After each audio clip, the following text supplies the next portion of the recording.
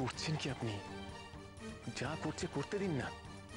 দেখছেন না আমাদেরকে আটকানোর জন্য কিরকম দিক জ্ঞান হারিয়ে ফেলেছে। যা করছে করতে দিন, ওর মতো ওকে পাগলামো করতে দিন। আরে পাগলামো।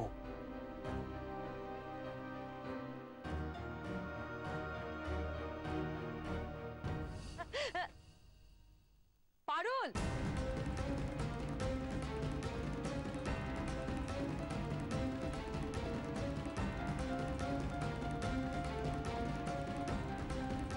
তোমার কি মাথা খারাপ হয়ে গেছে নাকি? হ্যাঁ, পাগল হয়ে গেছো তুমি?